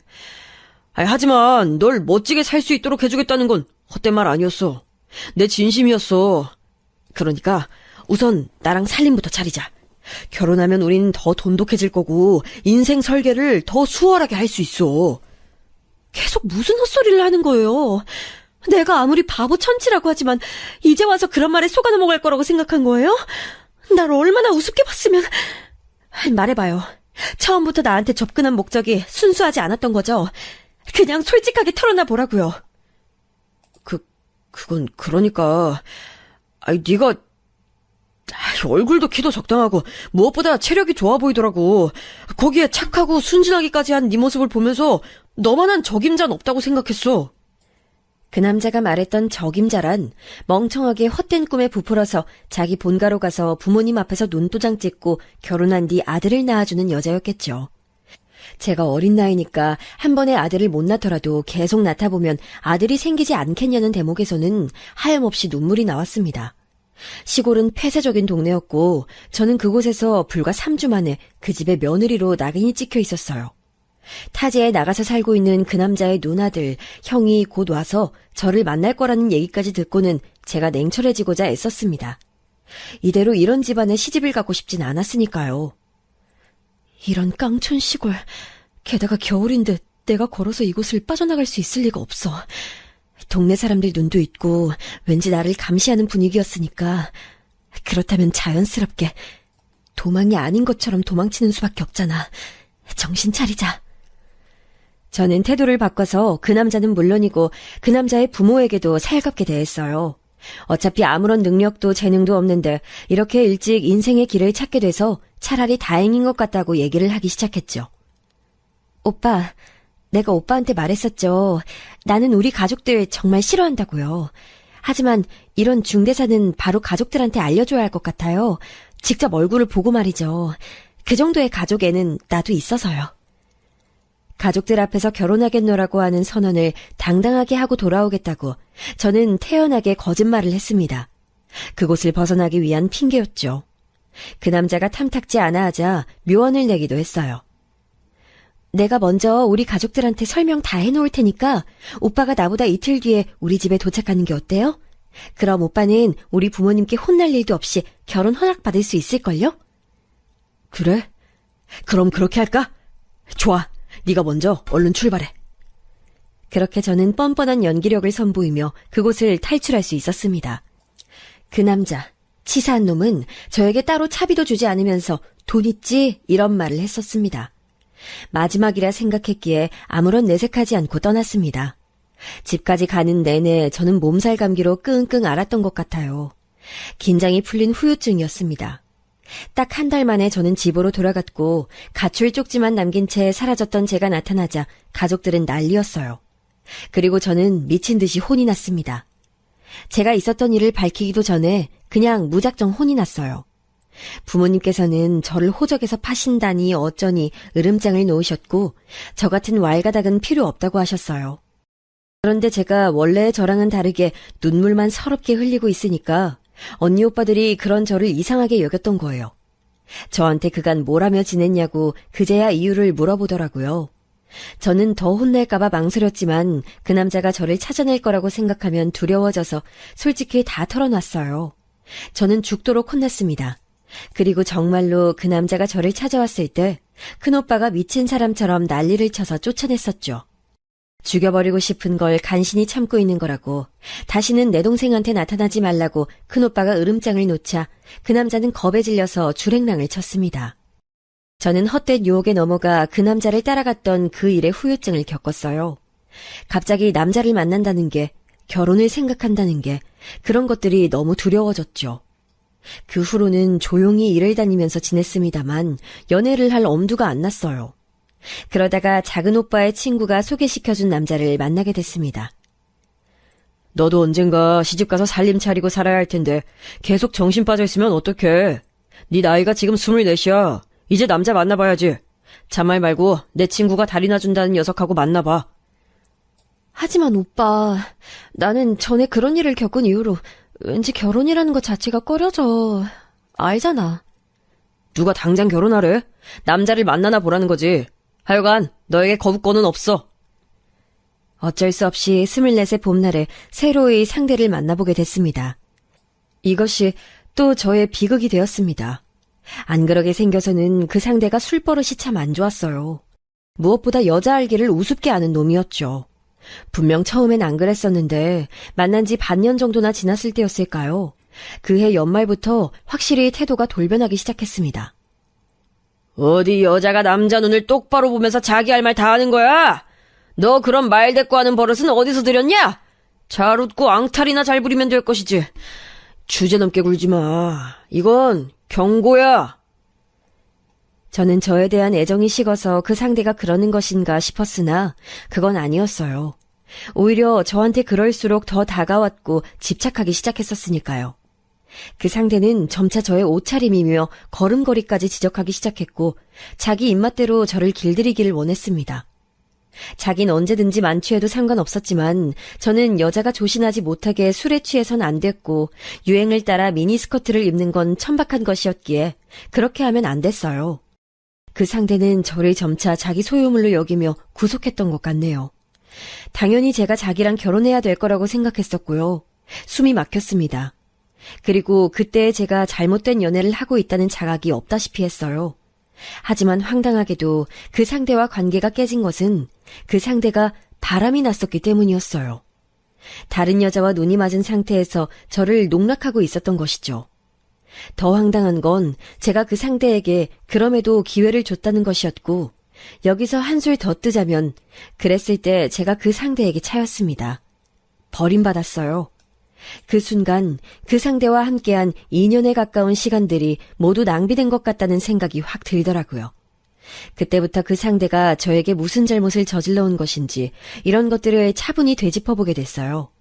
되새길수록 혐오스러웠죠. 헤어진 지 3개월이 지났을 때 그 상대는 저에게 돌아와서 다시 시작하자고 했었습니다. 제가 단칼에 거절했고요. 그러자 그 상대는 저에게 저주를 퍼부었어요. 니까짓게 감히 내가 저 자세로 나왔는데도 나를 거절해? 야! 네가 나보다 나은 남자를 만날 수 있을 것 같아? 넌 평생 좋은 남자 따윈 만나보지도 못하고 늙어 죽을 팔자야. 연애도 결혼도 넌 분명 망할 거다. 내가 장담한다. 그 이별의 현장에서도 저는 두려움에 떨어야 했죠. 그 후로 저는 20대 후반이 되어서까지 제대로 된 연애를 하지 못했어요.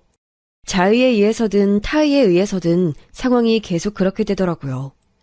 지금이야 완전히 다른 세상이 되었다지만 저 젊었을 적에는 20대 후반 여자가 결혼 상대도 없다고 하면 노처녀로 취급이 되었던 시절이었는데요. 그래서 제 부모님의 고충이 이만저만이 아니었죠. 집안에 돈이 있거나 말거나 그래서 저 시집갈 때 한 푼도 보태줄 수 없다고 하더라도 어쨌든 딸내미가 노처녀로 늙어가는 꼬라지만은 절대로 두고 볼 수 없다고 하셨어요. 어렸을 적엔 쓸데없는 것들로 자잘한 사고를 치더니 나이가 들면서는 결혼 문제로 속일 썩이는 딸이라며 부모님께서는 저를 참 많이 원망하셨습니다. 이 과정에서 마음 아픈 내용의 잔소리도 많이 들었던 것 같아요. 저는 결국 29 나이가 되었을 때 부모님의 성화에 못 이겨서 선을 보게 되었어요. 부모님의 지인분께서 또 자기의 친구분을 한 달이 걸친 끝에 연결해준 만남이었는데요. 제가 바로 이렇게 남편을 만나게 되었던 것이죠. 선자리에 나갔는데 별로 감흥이 없었어요. 저보다 2살 위였던 남편은 오히려 저보다도 결혼에 관심이 없어 보였죠. 표정부터가 별로였고요. 그런데 제 귀를 잡아끄는 남편의 이야기가 있었으니 그건 바로 남편 집안에 땅이 많다는 사실이었어요. 시골집에 땅이 꽤 된다고 하였죠. 이거 어디서 많이 들어본 조건이지 않나요? 네, 바로 제가 20살에 만났었던 그 남자요. 시골집에 땅이 있다고 저한테 거짓말했던 그 남자가 떠오르면서 저는 희한하게 남편한테 흥미가 가더라고요. 별로 만남에 갈급하지 않았던 제가 무덤덤이 질문했었죠. 집에 땅 있다는 거 그거 정말인가요? 남의 땅인데 거기서 농사만 짓고 있는 건 아니고요? 남한테 농사 지으라고 빌려준 땅이긴 합니다. 그런데 남편이 굉장히 건조하게 대답을 한 거예요. 그 땅은 남편 집안 땅이고 하도 땅이 많아서 남들한테 농사 지으라고 빌려주고 있다는 그 간결한 설명. 그게 전부였습니다. 남편하고 결혼하는 데 있어서 유효했던 요소는 딱 그것뿐이었어요. 별것 아닌 계기로 결혼까지 하다니 저 정말 독특한 여자였을지도 모르겠어요. 하지만 남편의 입에서 자식 낳는 문제에 별 관심 없다는 말을 들은 순간 제 마음이 동했는 걸 어쩌나요. 왠지 이 남자라면 결혼 생활을 해도 될 것 같았네요. 그렇게 제 나이 30에 남편하고 결혼했습니다. 서로를 별로 모르는 상태에서 그냥 결혼을 했어요. 남편은 결혼 안 하면 재산 안 물려준다는 시댁의 성화가 지긋지긋해서 결혼이 필요했던 상태였고요. 저는 노처녀를 징그러운 벌레 보듯 취급하는 부모님의 언행을 더 이상 참기 싫었을 뿐이었죠. 남편하고 결혼한 지 5년 뒤에 시아버지께서 돌아가셨고 그 후로 딱 5년 뒤에 시어머니께서도 돌아가셨어요. 남편에게는 누나와 여동생이 있는데요. 큰 시누이는 25 나이에 시집을 갔는데 엄청난 부잣집으로 갔어요. 아예 시댁에 딱 붙어 사는 인물이었고요. 작은 시누이는 대학 졸업하자마자 미국으로 갔고 그래서 저는 결혼식 전에 작은 시누이를 단 한 번도 따로 만난 적이 없었어요. 결혼식 하루 전날에 처음 봤었네요. 저희 결혼식 참석하러 한국 들어왔다가 다시 미국으로 갔고 그러다가 미국인하고 결혼해서 그곳에 눌러 앉았습니다. 재미교포도 아니고 진짜 미국인이랑 결혼한 인물이에요. 상황이 이렇다 보니까 시부모님께서 곁에 두고 믿으실 만한 자식, 재산 운운할 자식은 남편뿐이었던 거예요. 조건, 상황만 보자면 남편이 천상천하 유아독존으로 굴 수 있는 것 같기도 했는데요. 이게 참 사람 산다는 게 뭔지 남편은 그런 것에 하필 연연하지 않는 사람이었습니다. 그리고 남편은 알고 보니까 속에 상처가 정말 많은 사람이었죠. 원래 성격이 어딘가 차분하고 점잖다 이런 식으로만 생각했었는데 그게 아니라 내면의 상처가 깊고 치료하지 못한 우울이 계속 남아있어서 그게 성격으로 굳어진 겁니다. 차마 이런 사연글에서 적기 어려운 끔찍한 사건을 남편은 군대에서 접했었습니다. 그 시절에 심리치료 같은 게 어디 있겠나요? 정신력이 강하면 강한 대로, 약하면 약한 대로 그냥 꿋꿋이 버티며 술로 있는 때였지요. 애석하게도 남편 정신적으로 강한 사람이 아니었고 군대에서 목도한 사건 때문에 두고두고 힘들어했대요. 그런 후유증을 갖고 있던 남편을 위로해줬던 여자가 있었대요. 그 여자한테 마음을 여는 데만 꼬박 1년이 걸렸고 그렇게 연인관계가 됐대요. 남편에게는 빛이며 희망이었을 거예요. 그리고 그 여자는 어느 날 호련히 세상을 떠났대요. 남편한테 아무런 언질도 하지 않은 채 스스로 세상을 등져버렸다는군요. 게다가 이때로부터 몇 달 지나지 않았을 때 남편이 어렸을 때부터 많이 의지하고 좋아해왔던 조부모님께서 한꺼번에 교통사고로 명을 달리하시기까지 했었답니다. 참고로 남편 집안의 땅, 그건 다 조부모님께서 일구신 재산이었대요. 하여간 남편의 이런 과거나 속마음을 알게 된 건 결혼 생활을 하고 몇 년이 지나면서 차차 접하게 되었던 거예요. 그전에는 영문도 모르고 남편은 참 음울한 사람이라는 생각만 했었네요. 이런 사람과의 사이에서 저는 딸을 낳았습니다. 저는 딸을 낳고 나서 다짐한 게 있었어요. 무조건 사랑으로 키우겠다는 거요. 관심과 애정에 목마른 유년기를 보내게 하지 않으리라 결심하였고 제가 못 받은 사랑을 넘치도록 주고 싶었어요. 그런데 자식 농사 제 뜻대로 안 되더군요. 솔직히 저는 그때까지만 해도 평생을 부모님 원망하며 살았었습니다만 제가 딸 낳고 키워보니까 부모님의 심정을 조금은 이해할 수 있게 됐어요. 제 뜻대로 안 되는 딸 때문에 미칠 노릇이었으니까요. 딸이 중학생일 때부터였을 거예요. 이 사춘기를 제대로 대처 못하고 잘못 넘긴 게 두고두고 화근이 되었으면 분명합니다. 딸은 이때부터 엇나갔었으니까요. 제발 하지 말라는 것만 골라서 하더군요. 제가 딸이랑 격한 말다툼을 벌이다가 오죽했으면 살짝 혼절을 했던 적도 있었네요. 이때가 딸이 고2 때였을 거예요. 제가 보기에는 딸은 공부는 그럭저럭 했어도 연애 문제에 있어서는 꽝이었습니다. 하나같이 시원치 않은 놈들만 만나더군요. 그러면서 남자친구는 자꾸 사귀는 게 신기했었네요. 계속 아슬아슬한 줄타기였는데 큰 사건은 딸이 대학을 졸업하면서 터졌습니다. 취업한 지 얼마 되지도 않아서 새로 남자친구를 사귀더니 대뜸 결혼을 하겠다고 그러더라고요. 25세 꼴랑 반년 만난 남자와 결혼이요? 이거 어느 부모가 허락합니까? 저는 이성을 잃고 격렬히 반대했는데 남편은 침착하기 짝이 없었죠. 차분히 이유를 대더군요. 도대체 엄마 아빠는 왜 무작정 안 된다고만 하는 건데요? 내 얘기, 내 마음 아직 제대로 들어보지도 않았으면서. 하지만 이미 조건이라는 객관적인 것이 나와 있잖아. 그 남자는 능력이 부족해.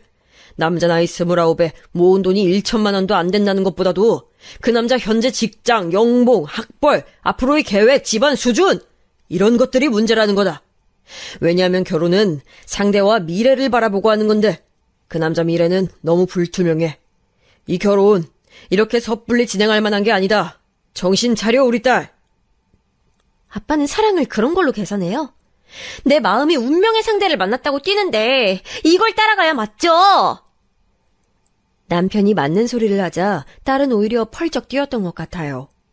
딸이 말하는 꼬락서니가 꼭 옛날의 저를 보는 것 같아서 솔직히 속으로는 뜨끔했었네요. 기어이 딸은 집을 나갔어요. 그 놈팡이랑 결혼하겠다고 말이죠.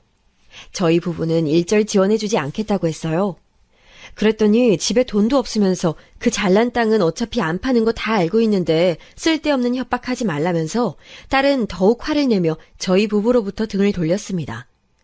결국 그놈이랑 살림 차려 살더니 혼인신고까지 했죠. 복장 터질 일이었네요. 저는 어떻게 해서든 딸을 끌고 와야 한다고 날뛰었지만 남편은 요지부동이었어요. 늘 이랬죠. 자신의 모든 열정, 능률적인 결정력 등을 전부 과거에 두고 온 남편은 아무런 행동도 하고 싶어 하지 않아 보였어요. 심지어 자기 딸 일이라는데도 어쩜 그렇게 관망할 수 있었을까요? 자기는 말릴 만큼 말렸고 할 만큼 다 했대요. 저만 미칠 노릇이었죠. 결국 1년 뒤 딸은 저희 부부의 곁으로 돌아왔어요. 이혼 중에 있다고 했습니다. 그놈이 바람을 피웠더군요. 그것도 한 사람하고만 피운 게 아니라 동시에 이 여자 저 여자 만나대면서 돈까지 빌렸다고 합니다.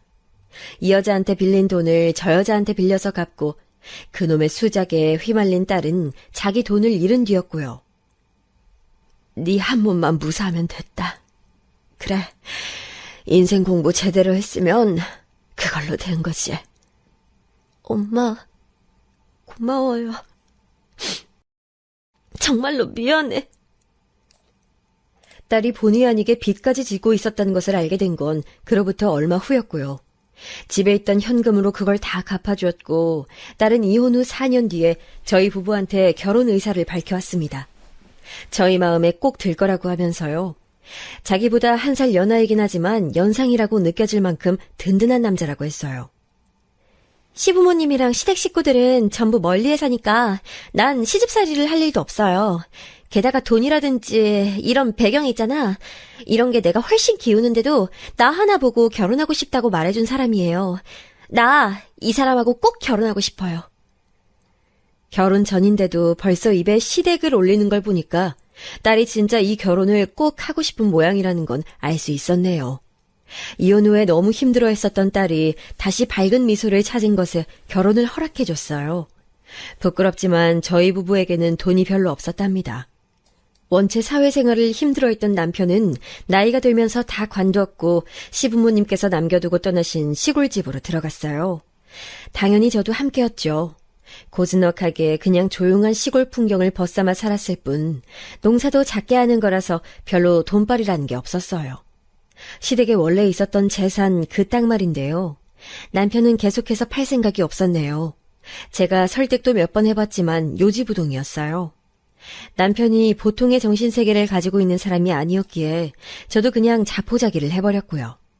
딸이 시집갈 때 보태줄 돈이 없어서 그게 참 걱정이었는데 사회될 청년이 반듯하고 착한 사람이라 안심을 했었습니다. 저는 돈 보고 결혼 결심한 게 아니라서요. 제가 사랑하는 사람 하나만 보고 결혼하기로 마음먹었습니다. 이 결혼 허락해주신 것만으로도 저는 감사드려요. 사위가 분명 그렇게 얘기했던 것을 저는 똑똑하게 기억하네요. 저희 부부는 시골에서 살고 있고 딸내 부부는 서울 근교의 경기도에서 살림을 합쳐 살았으니 거리가 상당했어요. 그래서 마음과는 달리 딸을 보러 제가 자주 갈 수가 없었고요. 딸이 시간 내서 내려와 줄 때 그렇게 얼굴을 보며 지냈습니다. 딸을 시집 보낸 지 1년이 되었을 때였어요.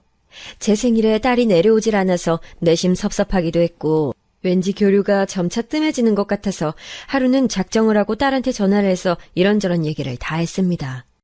뻔히 자기 아빠가 재미없는 사람인 거 알면서도 저를 이렇게 혼자 내버려 두는 건 서운하다고 제가 장난스럽게 말을 했었거든요.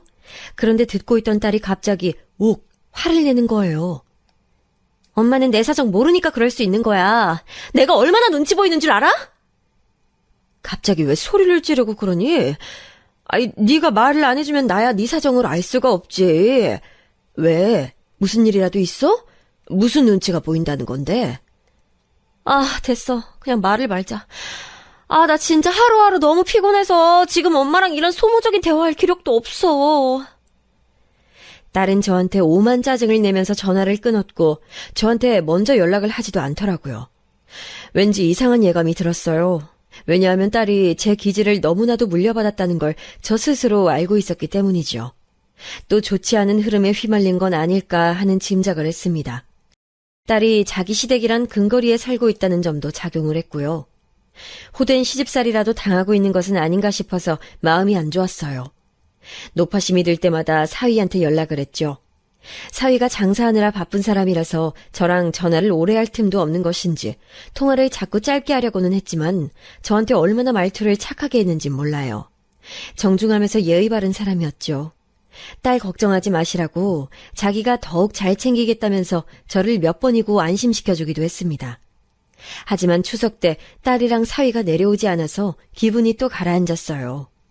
전화를 미리 줬고 용돈도 보내줬지만 저희 부부가 진정으로 원했던 건 딸 얼굴을 보는 것이었으니까요. 속상했던 제가 일부러 동네 사람들이랑 다 모여서 김장김치를 많이 했고 딸한테 가져다 줄 계획을 세웠습니다. 버스 타고 기차 타고 택시 타고 그렇게 딸한테 김치를 가져다 주러 갔습니다. 제가 그 전날에 깜짝 방문 소식을 알렸더니 딸이 놀라면서도 좋아하더라고요. 그 반응에 흐뭇해서 고단한 줄도 모르고 그렇게 상경길에 올랐었네요. 딸내 부부가 사는 빌라에 도착해서 받아놨던 비밀번호를 누르고 집에 들어갔고요. 딸은 아직 퇴근 전이었고 사위는 갑자기 가게에 바쁜 건수가 생겨서 아직 안 온 상태였습니다. 아휴, 이 집이 동양이라 그런가. 아유, 어째 바깥만큼 집안도 추운 것 같네. 아휴, 우선 보일러부터 돌려야겠다. 저는 별 생각 없이 화장실 문 옆에 있는 보일러 버튼을 눌렀습니다. 아무런 계산도 없었어요. 그냥 추우니까. 그리고 이따가 딸이랑 사위가 올 거니까 미리 집을 따뜻하게 해놓겠다는 생각뿐이었어요. 한 30분이나 흘렀을까요? 착하고 예의 바른 제 사위가 집에 도착했습니다. 저는 반갑게 맞아주었는데 사위의 표정이 좋지 않았어요. 저를 보고도 그냥 대면대면하게 굴더군요. 순간적으로 가게에서 안 좋은 일이 있었구나라는 걸 알 수 있었습니다. 기분이 이미 상해 있는 게 보였거든요. 거기까진 문제가 없었는데 갑자기 사위가 고개를 갸웃하더니 보일러가 켜진 걸 확인했어요. 그러더니만 한숨을 푹 내쉬었죠. 이거 보일러가 지금 왜 돌아가고 있죠? 장모님 오셨을 때부터 보일러 틀어져 있었어요? 아니야, 장서방. 내가 와서 보일러 켠 거야. 너무 춥길래. 진짜 열받네. 노인네가 침이라도 들었나? 뭔 보일러야, 씨. 장서방, 그거 혹시 지금 나한테 하는 말이야? 아니지? 제가 떨리는 음성으로 물었을 때 사위는 툴툴거리며 고개를 돌렸습니다. 갑자기 모멸감이 확 올라오면서 제 얼굴이 뜨거워지더군요. 집에 가만히 있자니 점점 너무 추워져서 보일러를 틀어버렸어. 내가 집주인도 아니건만 함부로 보일러를 튼 것은 미안하다고 생각은 하는데.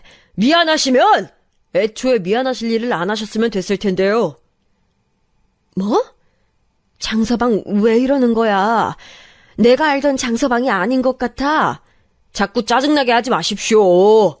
장모님은 여기보다 훨씬 추운 시골 사시는 분이 뭐가 대체 그렇게 추우셨길래 대뜸 보일러를 드셨어요? 땡전 한 푼 안 보태주시면서 염치가 없으면 눈치라도 있어야지, 씨. 여태까지 내가 사람을 잘못 본 모양이네. 내가 사람을 잘못 알고 있었어. 아니면 우리 딸하고 크게 싸우기라도 한 거야? 대체 왜 이러는 건지 설명을 해봐. 설명은 뭔 설명이요. 자기 딸을 돈 없이 몸만 딸랑 시집 보내셨으면 이제 아무런 상관도 마셔야죠. 저는 그럴 작정으로 가난한 집구석 외동딸이랑 결혼한 건데요. 장모님이 귀찮게 구시면 달갑지가 않아요. 장서방, 우리 딸 사랑해서 결혼한 거였잖아. 그런데 이제 와서 왜 돈 얘기로 두 얼굴을 보여? 에이씨, 노인네가 지금 누구 앞에서 소리를 지르는 거야? 사위가 고함을 쳤고 저는 너무 깜짝 놀란 나머지 다리에 힘이 풀려서 바닥에 주저앉고 말았어요. 너무 갑작스러운 상황에 심장이 벌렁거렸습니다. 시골집에 처박혀서 조용히 사시라고요. 여기 기웃거리지 마시고. 땡전 한 푼 들이지 않고 딸 시집 보냈으면 알아서 주제 파악 좀 합시다. 예? 장서방, 그럼 지금까지 내 앞에서 다 연기한 거였어? 꾸며낸 모습들이었던 거야? 우리 딸한테도 이렇게 막무가내로 구는 거냐고! 입 다무세요. 아무도 없는 집에서 혼자 보일러 틀면서 얼마나 역겨운 웃음을 지으셨을지 상상만 해도 점심때 먹은 게 속에서 올라올 것 같네요. 제발 을이면 을답게 사시죠. 어디 감히 갑 앞에서 주태를 부려. 돈도 없으면서 바락말 하는 걸 보니 보기 안 좋습니다. 충격 속에서 눈물이 찔끔 나올 것 같았는데 제가 참았어요. 드라마에 나오는 악한 역할에서도 본 적 없는 언행을 저에게 보여주고 있는 사위 앞에서 제가 울면 그건 비참한 일로 남을 것 같았거든요. 딸을 위해서라도 있는 힘껏 눈물을 참아야 한다는 생각뿐이었네요. 비웃듯이 말하는 사위에게서는 인간적인 면모 따윈 느껴지지 않았어요. 마치 악마처럼 보였습니다. 제가 즐겨보았던 어느 일일 연속극에선 말이죠. 악당이 주인공 일행을 괴롭히는데 자기가 가진 모든 수를 총동원했어요. 원래 주인공이 부잣집 핏줄이었지만 악당의 계략으로 가난한 집안에서 사는 수모를 겪기도 했고요. 그런데 악당은 불법을 저지르면서까지 주인공을 괴롭히는 동안 전혀 죄책감이라는 걸 가지지 않았습니다. 마치 자기의 존재 이유란 주인공을 파멸시키는 것이라고 믿고 있는 것처럼요. 악당은 그런 이유로 드라마 안에서 역할이 탄생했기 때문이었겠죠. 그런데 저는 그날 사위를 보면서 그 드라마 속의 악당을 떠올렸어요. 이제 알겠더군요. 소름이 돋을 만큼 무서운 적의, 악의, 경멸, 그런 것을 아무렇지도 않게 드러내고 자기를 숨기거나 드러내려고 가면을 썼다가 벗는 것에도 망설임이 없었던 사위의 태도. 철저히 그 속 알맹이가 악당의 형체를 하고 있었기 때문에 그것이 가능한 것이었어요. 그러니까 사위는 애초에 그런 사람이었던 거죠. 뉴스에서 강력 범죄자들이 사이코패스니 무슨 패스니 하면서 성격적, 정신적으로 특이점을 가지고 있다고 했는데 사위도 그랬나 봐요. 이런 사람이 바로 멀쩡하게 살다가 어느 날 갑자기 눈알이 돌아서 다른 사람을 해할 수도 있는 인물이었어요. 속으로 무서웠어요. 그리고 또한 저를 향해 거지 집안, 그런 주제에 염치를 모르는 무례한이라고 표현하는 것에 이루 말할 수 없는 서러움이 밀려왔습니다. 사위가 저한테 꺼지라고 말을 했을 때 저는 후들거리는 다리에 간신히 힘을 줘서 일어났습니다. 너 같은 놈한테 우리 딸을 더 맡길 수 없어. 이혼시킬 거니까 그렇게 알아. 폼은 잘 잡으시네. 아, 그런데 돈 봉투 건네주는 멋진 장면 연출해 주실 의향은 없으시죠? 그런 걸로 폼은 안 잡으시겠네. 돈이 없으니까. 어쩌면 말을 그렇게 경박하게 하던지 뒷목을 잡고 싶은 걸 애써 참아가며 집을 나섰어요. 그날 오후 날씨가 영하 10도였는데 보일러 좀 틀었다고 저한테 오만 소리를 다 해낸 사위. 그 두 얼굴을 결코 용납할 수 없었습니다. 저는 집을 나선 즉시 딸한테 연락했어요. 그리고 딸이 퇴근하자마자 식당에서 자리를 잡고 만났지요. 오랜만에 본 딸이 수척해져 있는 것에 가슴이 철렁 내려앉았습니다. 너 밥은 잘 먹고 다니는 거야? 얼굴꼴이 이게 뭐니? 엄마, 나 진짜 미치겠어. 어떻게 해야 할지 모르겠어. 침묵을 지키던 딸이 입을 열었고 저에게 많은 얘기를 꺼내놓았습니다. 들으면 들을수록 충격적인 전말이었어요. 사위는 결혼하고 얼마 지나지 않아서부터 제 딸의 길을 죽여놨대요. 결혼하면서 몸만 달랑 왔으면 응당 알아서 기어야 하지 않겠냐며 딸한테 말을 함부로 했다고 합니다. 또한 사돈이라고 부르고 싶지도 않은 그 집안 식구들은 제 딸한테 오만 잡일까지 다 시켜대면서 대화에는 제대로 끼워주지도 않고 사람을 아주 우습게 만들었다더군요. 딸이 저희 부부를 보러 오지 않은 것도 사위놈이 다 시켜서 그랬던 거였습니다. 딸은 자기가 스스로 선택한 결혼이기에 감내하고 살아야 한다는 생각이 강했대요. 그래서 그 울분을 참아가며 버티고 있었던 겁니다. 또한 그렇게 돈을 따지던 사위놈은 웃기게도 자기 가게 운영자금이 필요하다며 딸한테 돈을 내놓으라고 그랬대요. 거의 협박을 당해서 딸은 현금 대출을 받았고 그걸 사위놈한테 줬다고 합니다. 그런 주제에 가게 직원인지 알바인지 아는 여자애랑 심상치 않은 사이인 것 같더라. 나 진짜 비참해서 죽어버리고 싶어. 내가 이렇게 살아야 한다는 게 스스로도 수치스러워서 어떻게 할지를 모르겠어. 딸이 말을 마치곤 제 앞에서 엉엉 울었어요. 그 심정이 우울하니까 저한테도 털어놓지 못하고 끙끙 앓다가 하루하루 시간이 흘러버렸던 거지요. 저도 그래봤었기 때문에 딸을 이해할 수 있었어요. 저와 딸은 너무나도 닮아 있었으니까요. 저희 모녀는 긴 대화를 나누었고 딸은 조금 기운을 차렸습니다. 무엇보다 정신이 좀 든다고 말을 하더라고요. 자기가 우선 해결을 해보겠다고 했어요. 딸은 사위놈한테 당장 이혼하자고 했죠. 그랬는데 사위가 노예 주제에 어디 도망가냐 그러면서 딸을 비웃었다네요. 이 나쁜 놈이 딸한테 계좌 내역을 다 보여달라고 하면서 거기에 있는 돈 전부랑 월급 3개월치를 10원 한 장 빠지지 않고 가져오면 이혼을 고려해주겠다는 말까지 남겼다고 합니다. 딸이 전해준 이 이야기에 제 인내심이 바닥났어요. 저는 당장 남편한테 시골 땅 전부 팔자고 그랬습니다. 어차피 내가 죽고 나면 그거 다 우리 딸한테 갈 건데 지금 이러지 않아도 돼. 이 답답한 인간아, 지금 필요하다고요. 당신은 어차피 돈으로 뭐 해볼 생각도 없는데 왜 쥐고 있어요? 왜 미련하게 굴어? 저는 길길이 날뛰면서 물컵까지 집어던지고 난리를 쳤었죠. 그만큼 속이 뒤집어진 상태였으니까요. 놀란 남편은 저의 이런 모습을 처음 본다며 사안의 심각성을 조금이나마 알았으니 그 땅을 팔겠다고 했어요. 딸은 사위놈이랑 살 수 없다며 그 집을 나와서 자기 친구 집에 얹혀 지내고 있는 와중이었고요. 이제 이혼만이 남아있었죠. 저는 땅을 판 돈을 가지고 그 비열한 사위놈이 가게를 하고 있는 건물을 아예 사들였습니다. 3층짜리 개벽다기 건물, 그까짓 거 사는데 전혀 망설임 따윈 없었죠. 웃긴 것이 사위놈 가게의 실제 주인은 그놈의 사촌형이었더군요. 자기 시댁 식구들은 하나같이 전부 악랄하고 속이 저희 딸이 말해준 바 있었기에 그 사촌형이란 놈도 좋게 보이지 않았네요. 돈이면 안 되는 게 없었습니다. 저는 기어이 사위놈이 가게의 여자 직원이랑 바람을 피우고 있다는 증거를 손에 넣었어요. 거기서 일하는 근무자들은 아예 다 알고 있더군요. 그 증거 사진들을 확보하는 것에는 건물의 3층 세임자가 도움을 주었습니다. 제가 사위놈 가게 쫓아내면 1층짜리 준다 그랬더니 얼씨구나 좋다면서 저를 도와줬죠. 가게 운영하면서 영 개운하지 못한 일들도 사위놈이 자주 벌이는 모양이었는데 3층 세입자가 그걸 다 족족 신고하면서 영업에 회방을 놓기도 했습니다. 바람난 증거를 토대로 딸은 이혼을 준비했어요. 제가 돈 대줄 테니까 얼마든지 변호사 도움 받으라고 그랬습니다. 그 결과 딸은 상간녀 소송까지 성공적으로 진행할 수 있었죠. 그 사위놈이 지랄 개거품을 물면서 화를 내더니 종국엔 제 딸 앞에서 무릎을 꿇었네요. 그러면서 주둥이로는 또 궤변을 쏟아냈어요. 네가 마음 곱게 쓰고 그냥 넘어가줘라. 착하게 살면 복이 온다잖냐. 제 젊은 날적에 만났던 이상한 놈들이 자연스레 떠올랐네요. 그 놈들이나 사위놈이나 타고난 성정이 시궁창 같은 종자였습니다.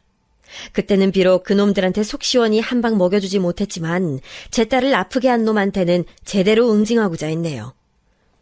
계약을 더 안 하시겠다니 그게 무슨 말씀이세요? 저는 이 자리에서 최소 몇 년은 더 장사해야 되는데 당장 갈 곳도 없고 당연히 여기서 더 장사할 줄 알았다고요. 가게 임대기간이 끝나갈 때 사위놈의 눈이 뒤집어졌어요. 그리고 부동산 사장님을 통해서 저를 만났을 때 아예 몸이 뒤로 넘어가려고 하더군요. 장모님, 설마 새 건물주가 장모님이셨어요? 그런 건 알지 못했는데. 실제 가게 주인 놈은 네 놈이 아니라 네 친척이잖아. 굳이 네 놈한테 따로 알려야 할 필요성을 못 느꼈거든. 네 놈이라니요. 장모님 접니다. 장모님 하나뿐인 사위요. 이혼 소송 당한 주제에 어디서 사위 운운을 해? 참말 말고 당장 가게나 빼. 너 같은 후한무치에게는 내어줄 자리 없으니까. 집안에 재산은 없다고 하셨으면서 그런 돈이 다 어디서 나신 거예요? 이럴 줄 알았으면 제가 다르게 대해드렸을 텐데요. 저를 속이신 거, 기만하신 거 다 이해해드릴 수 있습니다. 제가 그렇게 해드릴게요.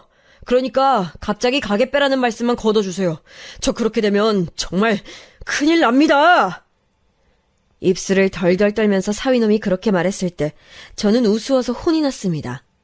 웃음을 참을 필요를 못 느꼈기에 크게 소리내어 웃어버렸지요. 사위놈은 망연자실에서는 털썩 주저앉아 버렸고 이제 내려다보는 입장은 제가 되어 있었습니다. 돈이라는 게 참 무서워. 그렇지? 상대의 우위에 있다고 확신하게 만드니까 말이야. 암튼 잘 지내게. 앞으로도 더러운 언행 실컷 일삼으면서 그렇게 사시게나. 고개를 떨군 그놈을 내려다보면서 저는 제 과거의 일들에서 겪었던 억울함이 함께 씻기는 듯한 기분을 맛봤어요. 그놈이 도맡아 운영했던 가게는 쫓겨났죠. 딸은 그놈하고 성공적인 이혼을 해냈고요. 그놈이 유책 배우자였기에 제대로 돈까지 한몫 챙기면서 통쾌한 종지부를 찍을 수 있었죠. 이건 조금 나중의 일이었습니다만 결국 그놈은 다시 먼 동네에 차린 가게에 불미스런 일이 생겨서 결국 완전히 폭삭 망해버렸어요. 엄청난 빚더미에 올랐단 후문이었죠. 딸은 이혼 뒤 활발해졌으며 무엇보다 야무진 성격이 되었어요. 사실 건물주는 제가 아니라 남편인데요. 어쩌다 보니 시골집은 세컨하우스가 되었고 저희 부부는 상경에서 건물 관리를 하며 지내게 됐어요. 그리고 남편이 점차 바뀌었답니다. 다시 도시 생활을 하게 돼서 싫어할 줄 알았는데 웬걸요? 시간이 갈수록 표정에서부터 활력이 생기지 뭔가요? 그러게. 내가 진작 땅 팔아서 돈 좀 쓰면서 살자고 했잖아. 이자라도 이렇게 지내고 있으면 된 거지, 이 사람아. 잔소리 좀 그만해. 제가 가끔 들들 볶아도 남편의 기분은 왠지 좋아 보여요. 전 사위였던 망할 놈 때문에 사들였던 건물, 솔직히 투자 가치 따위는 없는 곳이었는데 거기 근처가 불과 몇 년 뒤에 확 개발될 줄 누가 알았나요? 완전히 수지 맞았어요. 아, 물론 예전보다 훨씬 당당해진 딸의 모습이 저희 부부가 얻은 최고의 수확이었답니다.